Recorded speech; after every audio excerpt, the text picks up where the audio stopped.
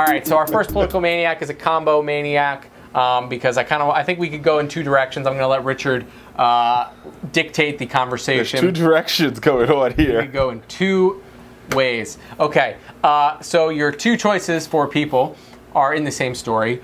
Since President Donald Trump first took office, the number of on-camera White House press briefings has strangely declined, Richard. What's even stranger is senior Trump aide Steve Bannon's explanation for it. In a recent story in The Atlantic, reporter Rosie Gray reached out to several members of the Trump administration to ask why the administration was holding fewer and fewer on-camera briefings. Okay, now here is what's really funny. White House Chief Strategist Steve Bannon replied to this query in the following manner. In a text message, he said, "Sean got fatter," and did not respond to a follow-up. So his explanation for why there are less on-camera briefings is because Sean Spicy Spicer has gotten fatter since being in office. Can I just say that, like, Steve Bannon reminds me of, like, you know, some of us, most of us live in a family, you have that, like, sort of creepy old uncle who just says things that's off the wall.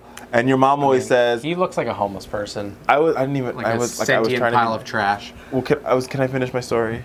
Tell me about your family. No, not my family. I think everybody family has it. Like your mom's like, oh, that's Uncle. You know, when you're growing up, oh, that's Uncle so and so. Just Steve. Yeah, Uncle Steve. Just don't pay him any attention. He's just he just says things. Yeah. And that's what, like, that's Steve Bannon. The sad part is, America, he's also is the crazy uncle who your mom tells you to ignore is running the country. Okay, that's the scary part. So, Richard, we can take this this political maniac down two roads. We can take it to Steve Bannon town, or we can take it to Spicy town. What's your take? I'll permute the two activities. What does that mean? Permute? Yeah. Bring them together. You're going to combine them.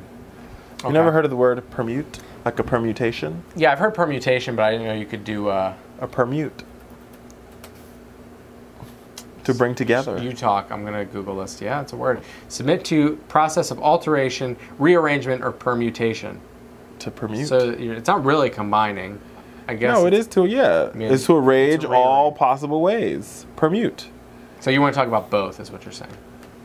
America, didn't I just say that? All right, Sean Spicy Spicer is on the chopping block. The word on the street right now is that Mr. Spice himself, the Spice Meister, could be headed out the door in the near future. Now, if this is the case, he would be the shortest acting press secretary in the White House history. I have a couple of good sources. Okay, please detail your good sources. And I find it, I think he's around for at least for the next year or so. You think he lasts a year? Yeah. So I know a couple of folks who are up for the job, who were up for the job, and none of them are taking the job. So you think the reason that he's sticking around is because they can't fill it? Yeah. Because I don't think anybody wants this job. But he doesn't want it. Well, then he should quit.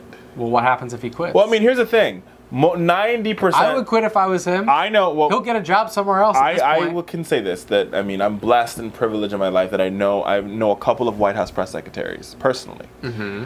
And one thing about only 4 of them have existed in this Twitter, Facebook era. Mm-hmm. And of the 4 of them that exist in the Twitter, Facebook era, only one of them, and I've actually met Sean Spicer a couple times, only one of them has to deal with a president that's so insistent on tweeting.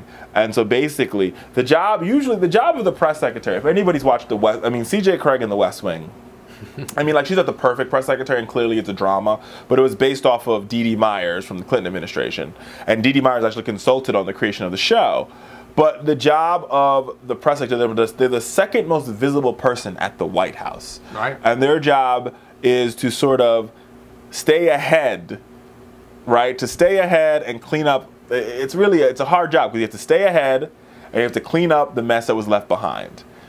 Sean Spicer or Sarah Huckabee Sanders, whoever has that job, sometimes they're at they're sitting at the podium and a reporter tells them what the president just tweeted, and so they can't stay ahead because the president is 3 steps ahead of them. So he and himself, by his insistent tweeting, is making this job impossible. Right. Because I don't think the press Like, I think some members of the press, maybe some would argue, they're asking these really hard questions and they're being unfair to Sean. But a lot of members of the press, and the job of the press is to ask tough questions, are asking, like, so should we take his tweets seriously? Yesterday you said that his tweets were official statements. Today, it's not. And the truth of the matter is according to the Federal Records Act, everything the president writes and or speaks becomes part of United States history. It's archived. Every tweet that he tweets is thus archived by the Federal Records Act, thus meaning every tweet that the president tweets is an official statement from the United States government, period. Yeah. So when including he said, all of the amazing things. including all the cyberbullying. Promoting his daughter's fashion line while in office. All of that. All that is part of the thing. I mean, I think Sean Spicer has a very tough job, and I mean, I wouldn't do it.